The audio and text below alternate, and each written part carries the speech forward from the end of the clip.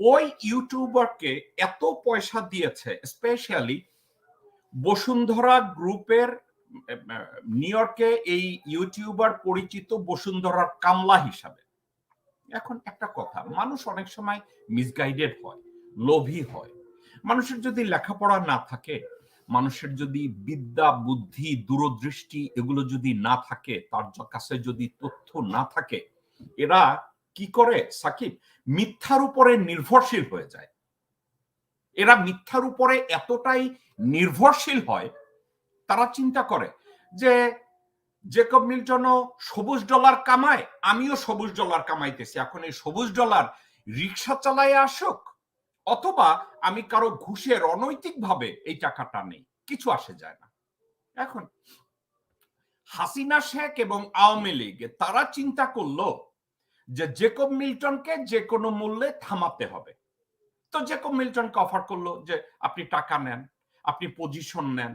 আমাকে আওয়ামী লীগের senior level থেকে বলা হলো এখন বাংলাদেশের অ্যাম্বাসেডরশিপও খালি আছে, বলা হলো।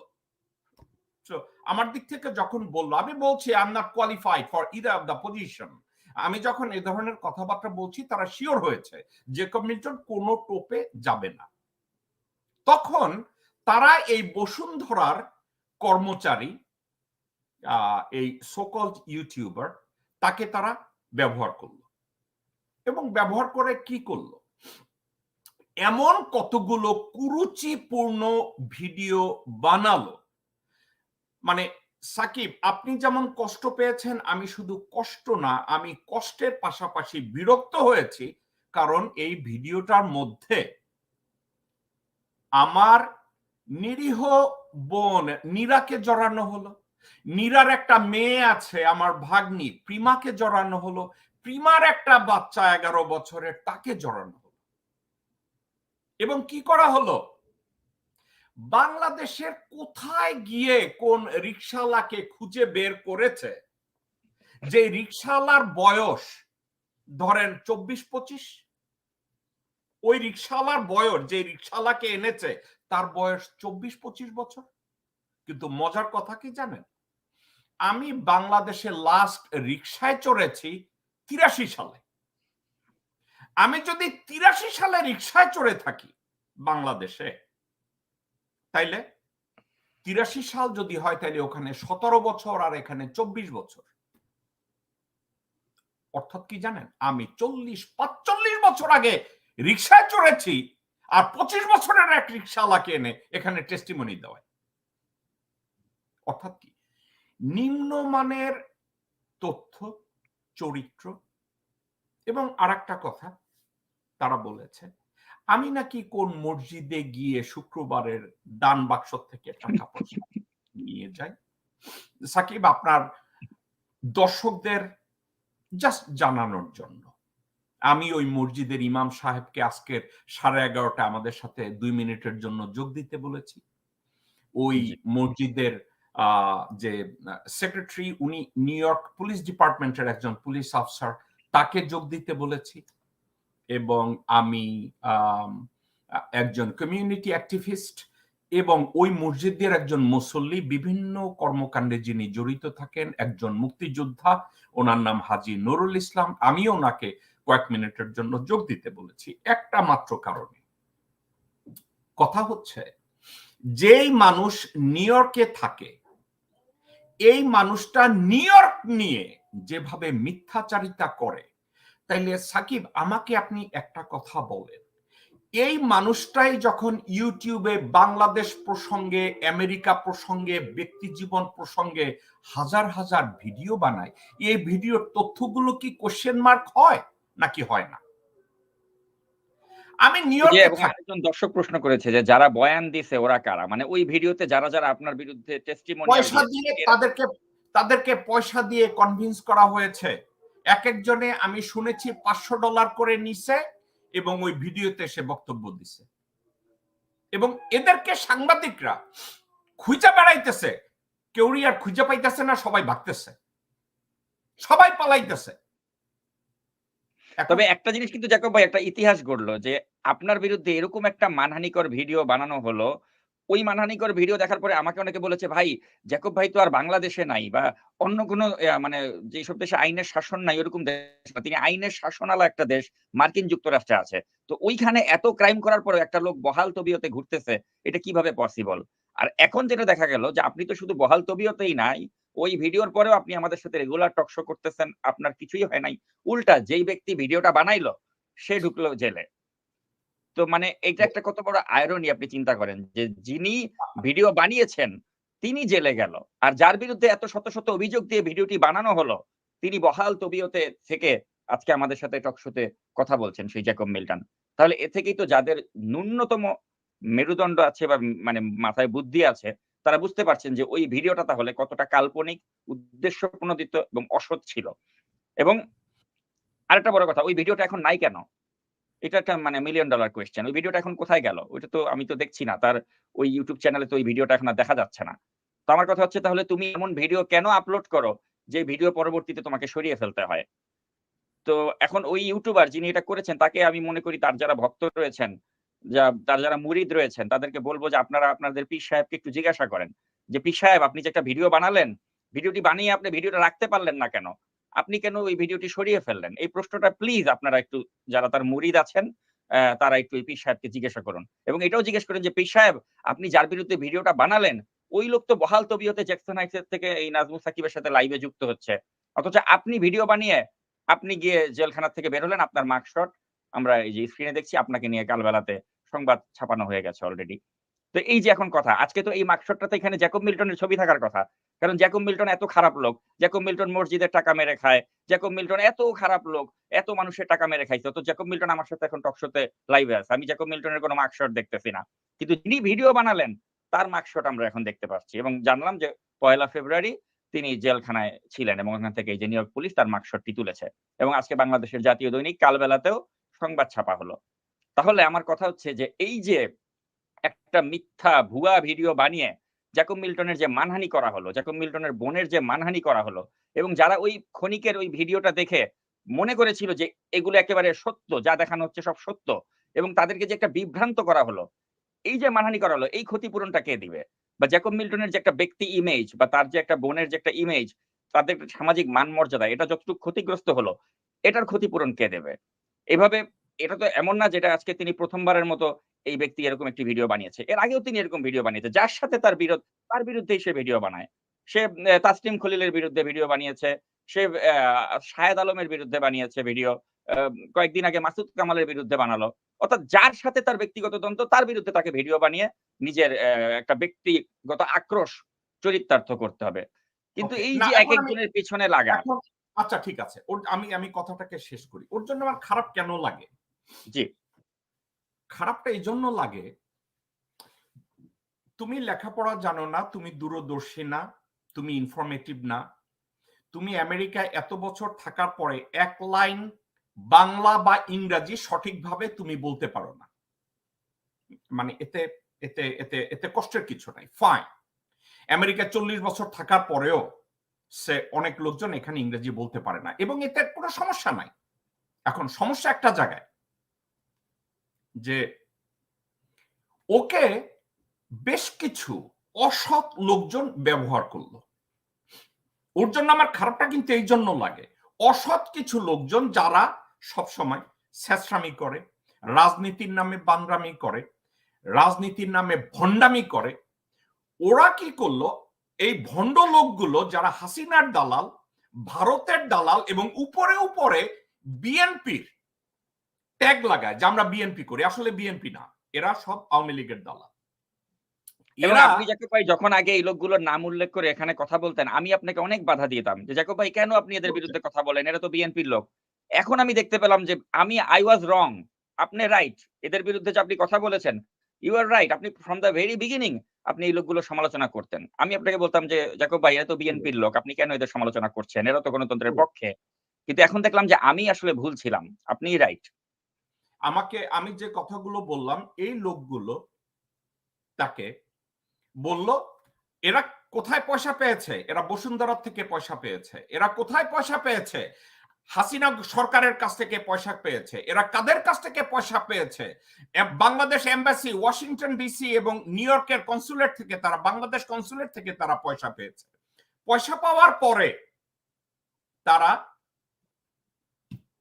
এই ইউটিউবারকে পয়সা দিয়েছে, পয়সা দিয়ে বলেছে তুমি জেকবের বিরুদ্ধে ভিডিও বানাও, এবং এই ভিডিওটা তারা পাবলিশ করেছে ইলেকশনের ঠিক 7 দিন আগে। অর্থাৎ জেকবের ক্যারেক্টার অ্যাসাসিনেট করতে হবে, জেকবের বোনের চরিত্র অ্যাসাসিনেট করতে হবে, ভাগ্নিকে অ্যাসাসিনেট করতে হবে, ভাগ্নির বাচ্চাকে অ্যাসাসিনেট করতে হবে, যাতে জেকবের কথার কোনো ভ্যালু না থাকে। নাগরিক টিভিতে জেকব মিল্টন এসে বাংলাদেশ সরকারকে যেভাবে নাস্তানাবুদ করছে, জেকব যেভাবে স্টেট ডিপার্টমেন্টে গিয়ে নাস্তানাবুদ করছে, তাকে থামাতে হবে। এই লোক যখন আমারই বাসায় থাকতো, আমারই অফিস রুমের একটা কর্নারের কম্পিউটারে বসে সেই কাজগুলো করতো, আমার নিজের চোখে দেখা। তো আমি বললাম, আপনার মনে হয় না এগুলো অনৈতিক? ভাই বাংলাদেশে তো নীতির কিছু নাই, এই জন্য আমি অনৈতিক দিয়া অনীতিরে আমি আটকাইতেছি। আমি হাসতাম, কিছু বলতাম না। এখন আমি একটা কথা বলি, এখন বাংলাদেশে আমি আর আপনি সরেজমিনে গিয়ে অনেক কিছু বিচার করতে পারি না। এই ইলিয়াস হোসেন যখন বাংলাদেশের সরকার নিয়ে, রাজনীতি নিয়ে, সাংবাদিকদের নিয়ে যে কথায় কথায় বলে আমি অমুক জায়গায় ছিলাম, ইলিয়াস বলে না কথায় কথায় যে আমি অমুক জায়গায় ছিলাম, ওইটা করেছি, ওইটা করেছি, এইটা বলে না?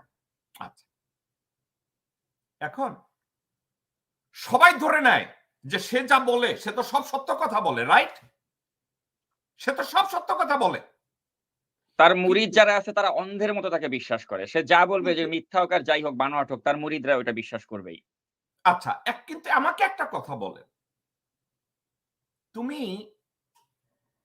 ইউটিউবার, এই মানুষের প্ররোচনায় সরকারের টাকা খেয়ে, বসুন্ধরার টাকা খেয়ে তুমি আমার নামে, আমার বোনের নামে, আমার ভাগ্নির নামে একটা ভিডিও বানাইলা এবং এমন কতগুলো তথ্য দিলা, তুমি কত বোকা এবং কতটা ইম্যাচিউর যে তুমি নিউ ইয়র্কের ঘটনা সাজাইলা। তুমি জানতা যে তুমি যে ঘটনাগুলো সাজাইতেছো এগুলো মিথ্যা, তুমি নিজেও জানো এগুলো মিথ্যা, কিন্তু তুমি কি করলা? এগুলো দিলা, রিস্ক নিলা। তুমি কি জানতা না? একটা কথা বলি সাকিব, আমাকে একটা কথা বলেন, ধরেন আপনি একজন সাংবাদিক, আপনি নিউ ইয়র্কে বসে আপনি বলছেন যে জেকব মিল্টন জ্যাকসন হাইটস মসজিদে গিয়ে টাকা চুরি করে। আপনি কি জানতেন না সাংবাদিকরা এই জ্যাকসন হাইটস এর মসজিদে যাবে? আপনি কি জানতেন না? না, ওই যে ক্ষণিকের একটা তৃপ্তি থাকবে তো, যে ওই ভিডিওটা হওয়ার পরে মনে করেন ওই ১ সপ্তাহ বা ২ সপ্তাহ মানুষ তো ওইটাকেই সত্য মনে করে, ওইটাকে নিয়ে তো তখন মনে করেন আপনার ক্যারেক্টার অ্যাসাসিন শুরু করে দেবে। ওইটাতে তো সে সফল হয়েছে। এই যে পুরো বিষয়গুলো যে একটা মানে ভুয়া ছিল, এটা তো প্রমাণ করতে তো আমাদের এই যে ৩-৪ সপ্তাহ লেগে গেল।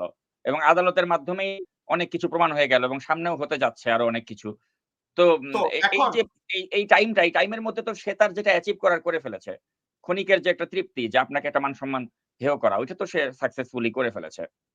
একটা কথা সবসময় মনে রেখেন, আমি যদি ভুল সত্যের জয়টা উদাহরণ হচ্ছে দিই, অবশ্যম্ভাবী। এটা দেরিতে হলেও হয়। আচ্ছা, সেটাই। আমি যদি একটা ভুল উদাহরণ দেই, আল্লাহ আমাকে মাফ করবেন, আল্লাহ আমাকে মাফ করবেন। আমাকে ১ সেকেন্ড একটু সময় দিবেন, ওই মসজিদের ইমাম সাহেব আমাকে কল করেছে, আমি দেখি কি।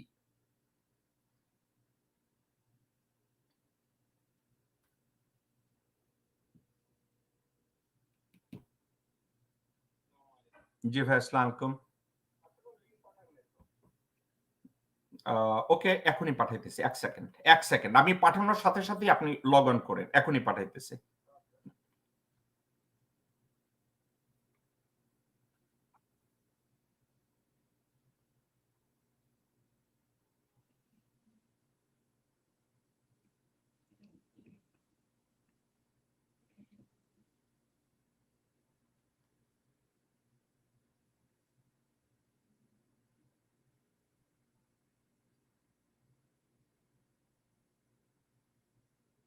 আচ্ছা, আমাকে যে কথাটা সাকিব আপনি বলেছেন, সাবজেক্টটা কেন কষ্টের? যে আমি মনে করি আপনার ফোনে এসেছে জ্যাকব মিল্টন।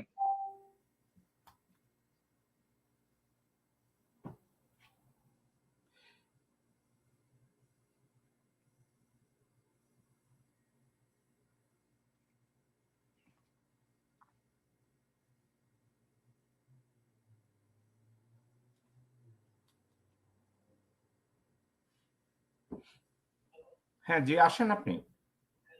হ্যাঁ হ্যাঁ, আসেন। হ্যাঁ, সাকিব, আপনার দর্শকবৃন্দর কাছে আমি মাপ চেয়ে নিচ্ছি। এই লোকগুলোকে আমি আমাদের সামনে আসতে বলেছি একটা মাত্র কারণে। আচ্ছা, অনেকেরই একজনকে আমি একটু যোগ করলাম, এই যে মোহাম্মদ জি, ইসলাম। আপনি তাকে পরিচয় দিয়ে যদি উনার একটু বক্তব্য ওকে। করেন। হাজী মোহাম্মদ ইসলাম, আসসালামু আলাইকুম। ওয়ালাইকুম সালাম। আপনি বাংলাদেশের একজন মুক্তিযোদ্ধা কমান্ডার ছিলেন এবং আপনি তোলারাম কলেজ নারায়ণগঞ্জ থেকে বিএ পাশ করেছেন। গত ৩০ বছর ধরে আপনি নিউ ইয়র্কে আছেন। নিউ ইয়র্কের জ্যাকসন হাইটস মসজিদে আপনি নামাজ পড়েন। জ্যাকসন হাইটস এর বিভিন্ন কর্মকাণ্ডের সাথে আপনি জড়িত এবং গত ২ যুগের বেশি সময় ধরে বাংলাদেশের প্রশ্নে বিভিন্ন ইস্যুতে আপনি নিজে পত্রপত্রিকায় লেখালেখি করেন, বিভিন্ন জায়গায় গিয়ে আলাপ আলোচনা করেন। এখন কয়েকদিন আগে কোন এক ইউটিউবার আমাকে নিয়ে ভিডিও বানিয়েছে, আমি অনেক খারাপ কাজ করি বা যা কিছু করি, আমি এত খারাপ কাজ করি, এখন আমি মসজিদের টাকা মেরে খাই এবং আমি লিগ্যাল নেটওয়ার্কে করি এবং আমি এখানে লোকজন এসে আমারে পিটাপিটি করে, আমি কোনো কাজ করি না, ভুয়া ল ফার্ম রান করি, এগুলো বলেছে। এখন আপনাকে এই সাকিব আমাকে বলেছে যে জ্যাকব ভাই, আমাদের for the sake of this talk show আমি নিউ ইয়র্কে একজন ক্রেডেনশিয়াল মানুষের সাথে কথা বলতে চাই যে আপনাকে চিনে, কমিউনিটিকে চিনে।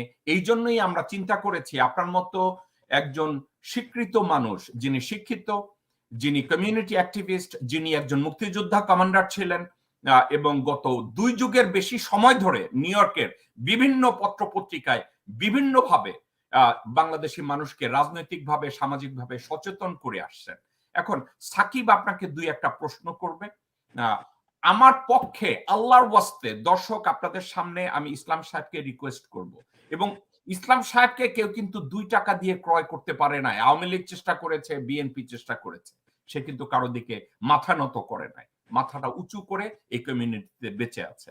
ইসলাম সাহেব, সাকিব যে প্রশ্নগুলো করবে, যেটা সত্যি, যেটা আপনার মনে হয়, আপনি যদি সংক্ষিপ্ত এই কথাটার উত্তরগুলো দেন। সাকিব, জি, ইসলাম জি, সাহেব। জি। জনাব ইসলাম, আপনাকে স্বাগত জানাচ্ছি আজকে আমাদের নাগরিক টিভি অনুষ্ঠানে। ধন্যবাদ, আপনাকেও ধন্যবাদ। বলুন কি বলতে চান আপনি আমাকে? আমি জানতে চাই যেটা, যেহেতু আপনি নিউ ইয়র্কের স্থানীয় এবং ওই ভিডিওটি যিনি বানিয়েছেন তিনিও নিউ ইয়র্কেই থাকেন এবং তিনি এমনভাবে জ্যাকব মিল্টনকে পোর্ট্রে করেছেন যে জ্যাকব মিল্টনের মতো খারাপ মানুষ মনে হয় পৃথিবীতে আর নেই। এত বাজেভাবে তিনি ভিডিওটি বানিয়েছেন। তো আমি আপনার কাছে খালি জানতে চাই যে ওই ভিডিওটির আসলে ন্যূনতম কোনো সত্যতা আছে কিনা? আপনি যদি একটু বলেন।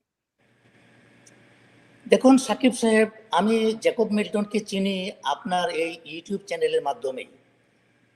আপনার ইউটিউবের চ্যানেলের মাধ্যমে ওনার কথাবার্তা শুনি এবং বাংলাদেশ থেকেও আমাকে অনেকে টেলিফোন করে বলে যে এই যে ইউটিউব চ্যানেলে লোকটা কথা বলে, এই লোকটার কথা অত্যন্ত মূল্যবান এবং তথ্যবহুল, আপনি কি ওই লোকটার সাথে যোগ হইতে পারেন না?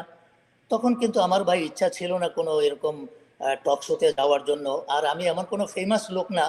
আমি আমার বিবেকের তাড়নায়, জাতির কল্যাণে, দেশের কল্যাণে আমি গত ২০ বছর যাবৎ নিউ ইয়র্কের বিভিন্ন পত্র পত্রিকায়, এমনকি কোনো কোনো সপ্তাহে ৪টা পত্রিকায় আমার একটা লেখা যেত। এইভাবেই আমি গত ২০টি বছর আমি চালিয়ে আসছি। তো যাই হোক, শেষ পর্যন্ত আমার হাতে বাংলাদেশের কোনো একটা রাজনৈতিক নেতার একটা সার্টিফিকেট, বিয়ের সার্টিফিকেটটা ভুল বলে প্রমাণিত হলো আমার কাছে। কারণ আমিও ওই সালেই বিএ পাস করেছি, আমার বউও বিএ পাস করেছে। তখন আমার এবং আমার বউয়ের সার্টিফিকেটের সাথে দেখলাম যে ওই রাজনৈতিক নেতার সার্টিফিকেটটার মধ্যে গড়মিল। তো এটা নিয়ে আমি মিস্টার ইলিয়াসের সাথে আমি কথা বলেছি এবং ওনাকে আমি বলেছিলাম যে আপনি একটু তথ্য সংগ্রহ করে নেন, কিন্তু পরে আর উনি আমাকে আর কোনো যোগাযোগ করে নাই। তখন আমি খোঁজখবর নিয়ে জ্যাকব মিল্টনের সাথে যে আমি দেখা করি। আমি যখন ওনাকে সার্টিফিকেটটা দেখালাম, পরে উনি এটাকে লুফে নিলেন। উনি বলে যে তাইলে আপনি আমার সাথে টক শোতে আসেন। এই থেকেই জ্যাকব মিল্টনের সাথে আমার পরিচয়। আজ থেকে মনে করেন হয়তো ৬-৭ মাস আগে। তো এরপরে তার সাথে আমি কয়েকটা টক শো করেছি, তার অফিসে যাতায়াতও করি। কিন্তু সে তার প্রফেশন নিয়ে থাকে, অনেক সময় যে কথা বলতে পারি না, লোকজন সেখানে থাকে। তো আমরা যাই দেশের কল্যাণে কথাবার্তা বলার জন্য, আর এটা তো ওনার অফিস, রুজি রোজগারের। তো তার রুজি রোজগার নষ্ট করে তো আর আমরা এই কথা বলতে পারি না, তাই অনেক সময় বসে থেকে চা কফি খেয়ে চলে আসে। আর সেখানে যে তার বোন আছে নীরা রাব্বানি, সেও অত্যন্ত মানে কি বলে স্নেহভাজন, যথেষ্ট সম্মান করে, শ্রদ্ধা করে। তো ওখানে কতক্ষণ বসে থেকে কফি খেয়ে চলে আসে। এখন এই ইলিয়াস হোসেনের যে ভিডিওটা প্রকাশ করেছে ভাই, এটা দেখার পরে আমার লজ্জায় মাথা হেট হয়ে গেছে যে এটা কিভাবে সম্ভব হলো। কিন্তু ইলিয়াস হোসেন যে কাজটা করেছে, আমি ইলিয়াস হোসেনকে বলবো যে ভাই আপনি এটা সঠিক কাজ করেন নাই। আপনি যে কাজগুলি করছেন এটার প্রমাণ কিন্তু এখন জনগণ পেয়ে যাচ্ছে। যেমন গতকাল আমি একটা পত্রিকায় দেখলাম ইলিয়াস হোসেনের ব্যাপারে মামলা করেছে এবং তাকে গ্রেপ্তার করেছে কিনা উনি হাজিরা দিয়েছে এখানে। এটা আমি মানে প্রমাণ করতে যাব না। তার বিরুদ্ধে নোটিশ হয়েছে, সে হাজিরা দিয়েছে, এখন তাকে কোর্ট কাছারি করতে হবে।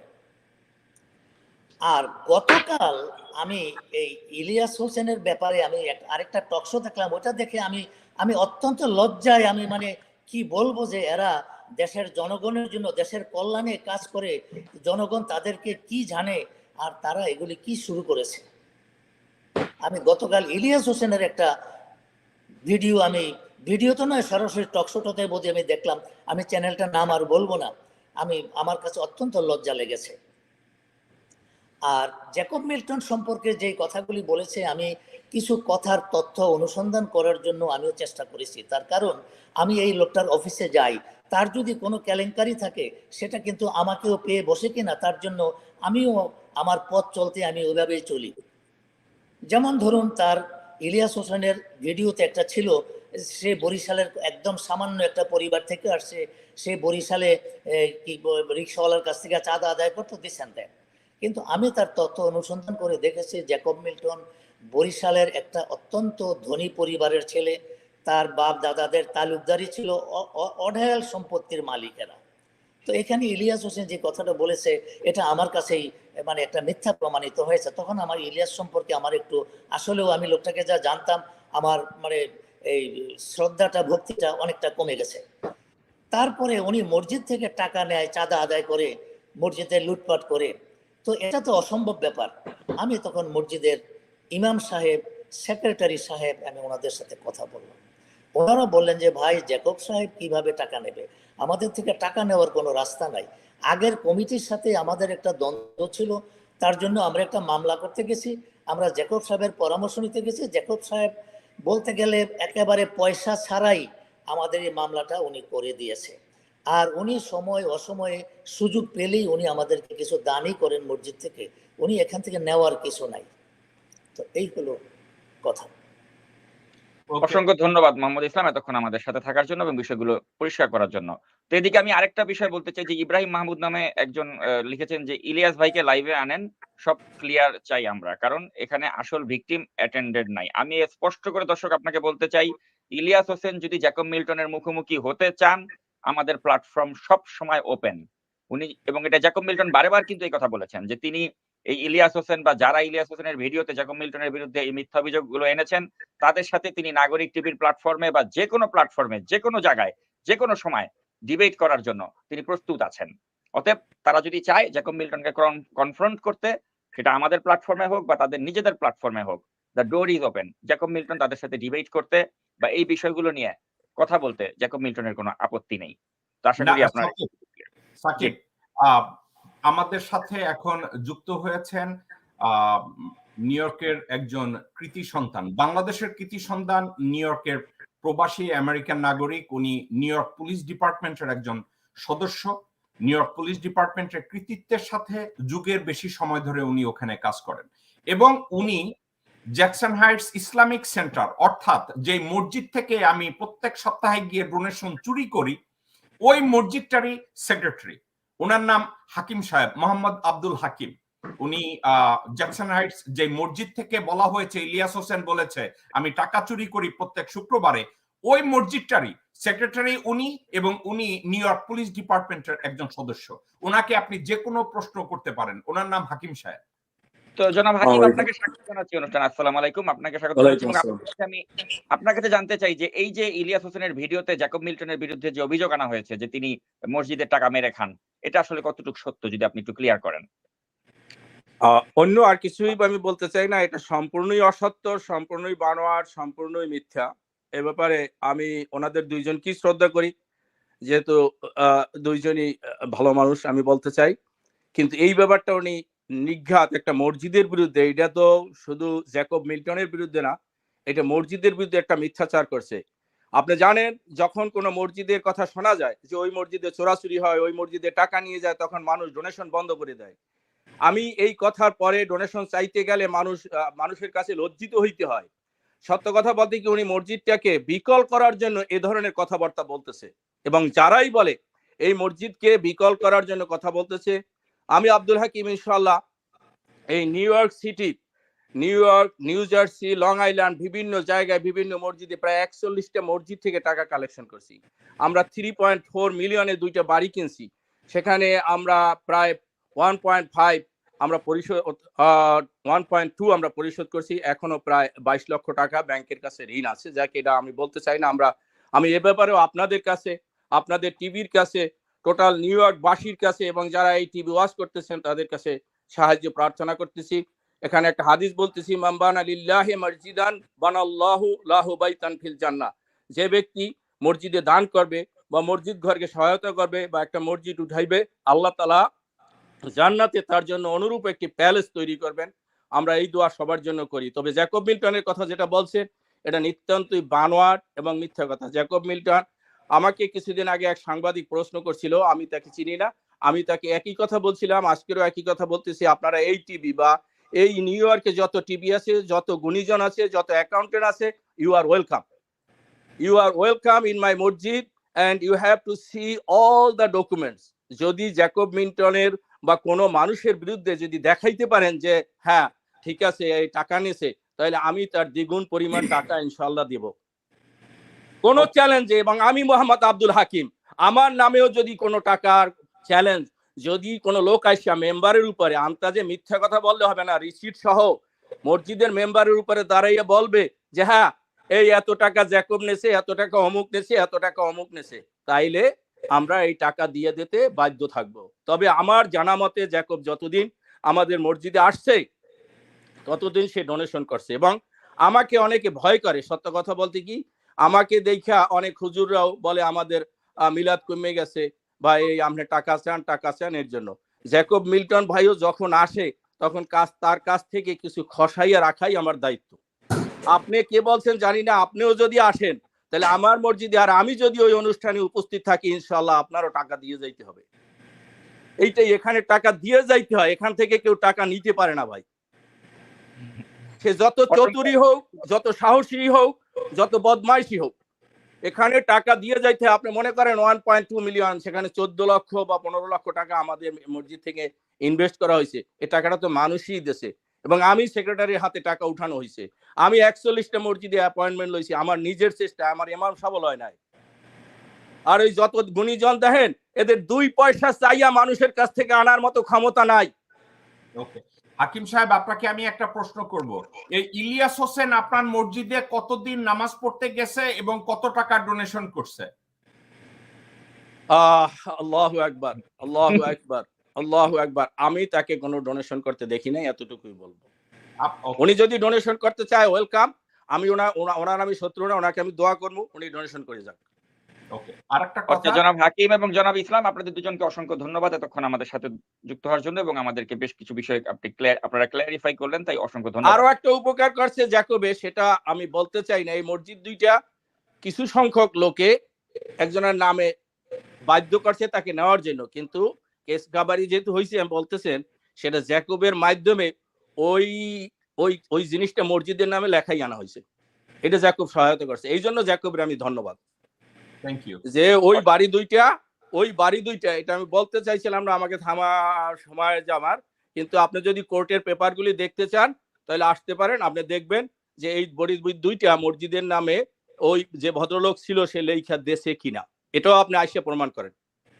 অসংখ্য ধন্যবাদ আপনাকে এবং অসংখ্য ধন্যবাদ মোহাম্মদ ইসলাম। থ্যাংক ইউ ভাই, সত্য কথা প্রদান করবেন। আপনাকে অসংখ্য ধন্যবাদ। সত্য পবিত্র, প্রত্যেক ধর্মে সত্য বিশ্বাস করে, মিথ্যাচারণ করেন না ভাই। যে জায়গায় যে সাংবাদিক আল্লাহ তাআলা আপনাকে ব্রেন দিয়েছে, এই ব্রেনটা সৎ পথে ইউজ করেন। হাকিম সাহেব আপনাকে যে টেলিফোন করেছিল তথ্য জানার জন্য, সেই ব্যক্তিটা আমি ছিলাম। আপনি বলছিলেন আপনি কোনো সাংবাদিক নয়, বলছেন আমি কোনো সাংবাদিক নই, আমার নাম হাজী ইসলাম। তবে যখন আমি এটা দেখলাম এই ভিডিওটা, তখন আমার কাছে আমার বিবেকে খুব একটা বাঁধলো যে তাইলে আমি একটু দেখি সত্যতা যাচাই করি। কারণ যেই জ্যাকব মিল্টনের অফিসে আমি যাওয়া আসা করি, সেই জ্যাকব মিল্টন মসজিদের টাকা চুরি করে, তাহলে এটা আমাকে জানতে হবে। আমি চেয়েছিলাম আপনার কাছ থেকে তথ্যটা জানতে, আমি যা জানার আমি জেনেছি। থ্যাংক ইউ ভেরি সে মাচ। সবসময় ডোনেশন করে, যতবার আসে মসজিদে আসে তার কাছ থেকে কিছু খসাই রাখা হয়, সোজা কথা। তাহলে সাকিব বাংলা সাহেব, আইডলে আমার সাথে তো এটা আর কিছু বলার নেই, আর খাঁটি কিছু বাংলায় জিজ্ঞাসা বলছি নেই। যে প্রত্যেকবারই, এবং রিসিট আছে। ওনার বাবা যে শুনছি সারসিনা মাদ্রাসায় পড়াশোনা, সেক্রেটারি পর্যায়ের অফিসার ছিল, ওনার বাবাকেও এই মসজিদের লাইফ মেম্বার করা হয়েছে ওনার টাকা দিয়া। ওনার বাবা তো আর দিয়ে যায় না, সে তো হয়তো মারা গেছে বা অসুস্থ অবস্থা আছে, ইন্দ্রনীল্লা যদি মারা যায় তার জন্য দোয়া করি। আমার প্রত্যেক লাইফ মেম্বারকে, আমার মসজিদে যদি কেউ একটি টাকাও দিয়ে থাকে আমাদের এই জ্যাকসনের মসজিদে, তার জন্য আমি দোয়া করি। সেই হিসাবে Jacob Milton life member, Jacob মিল্টনের বাবাও লাইফ মেম্বার, তাদের জন্য আমি দোয়া করি। ধন্যবাদ, ধন্যবাদ আপনাদের দুজনকে এতক্ষণ আমাদের সাথে থাকার জন্য। আল্লাহ হাফেজ, আসসালামু আলাইকুম। আপনাদের দুজনকে আসসালামু আলাইকুম। ওয়ালাইকুম সালাম। আর ওই যে লাইফ মেম্বার প্রমাণের জন্য যদি আসেন, খাতাপত্র দেখা তারপরে ছবি উঠাইয়া নিয়ে যাইয়েন, তারপরে প্রমাণ করিয়া আবার বললেন। That's it. জি, ধন্যবাদ। তো এখন একজন দর্শকের একটা কমেন্ট আমি দেখাতে চাই। আতিকুল ইসলাম, তিনি বলেছেন যে উনি তো মানে ইলিয়াস হোসেন তো এটাই বলেছিল যে আপনার বিরুদ্ধে কোনো কথা বললে আপনি মামলা করেন, তাই সবাই পালায় যাবে। তো প্রিয় দর্শক, অবশ্যই মামলা উনি করবে, কেন করবে না? কারণ যুক্তরাষ্ট্র হচ্ছে আইনের দেশ। জ্যাকব মিল্টন যদি এত খারাপ ব্যক্তি হয়ে থাকে, ওই ভিডিওতে দেখানো হয়েছে যেগুলো, তাহলে আমি তো তাদেরকে বলতে চাই যে আপনারা জ্যাকব বিরুদ্ধে মামলা করেন, জ্যাকব মিল্টনকে আইনের হাতে সোপর্দ করেন। কারণ আমেরিকাতে তো আর ওই হাসিনার মতো আদালত নাই, বিচার ব্যবস্থা এরকম মানে বিচারহীন সংস্কৃতি নাই। তো জ্যাকব মিল্টন যদি এত খারাপ হয়ে থাকে যে ভিডিওতে যা দেখানো হয়েছে, তো আপনারা আইনের আশ্রয় নেন না আমেরিকাতে, এবং জ্যাকব মিল্টনকে আপনারা জেলে ভরেন, বিচার করেন, তা তো পারছেন না। তো এখন জ্যাকব মিল্টন, তার মানহানি ঘটানো হলো একটা ভিডিওর মাধ্যমে, তো তিনি কি আইনের আশ্রয় নেবেন না? অবশ্যই নেবেন, এবং তিনি নিচ্ছেন, এবং এই আইনগুলো চলমান আছে। এবং এই যে ইলিয়াস হোসেন যে শুধুমাত্র জেল খেটে বের হলেন গতকালকে 1 তারিখে, এটাই কিন্তু শেষ নয়, এই আইন কিন্তু চলমান থাকবে। তো আমরা পরবর্তী প্রসঙ্গে যাওয়ার আগে জ্যাকব মিল্টন, আপনার কাছে জাস্ট এটাই আমি জানতে চাই যে এই ভদ্রলোক দুজনের কথা এটা প্রমাণ হয়ে গেল যে ওই ভিডিওটা সম্পূর্ণরূপে আপনার বিরুদ্ধে মিথ্যা উদ্দেশ্য প্রণোদিত ছিল, যেটা এই দুজন ব্যক্তির কথার মাধ্যমে শক্তভাবে প্রমাণিত হলো। কারা রইল বোকাপাট, কারা রইল বোকাপাট, ভেঙে ফেল পারলে লোপাট, রক্ত জমাট শিকল পুজোর ভাষণ বেটি। ওরে ও তরুণ নিশান, ওরে ও তরুণ নিশান, বাজে তোর গলায় বিশাল ধ্বংস নিশান, প্রাচীর প্রাচীর ভেটি। কারা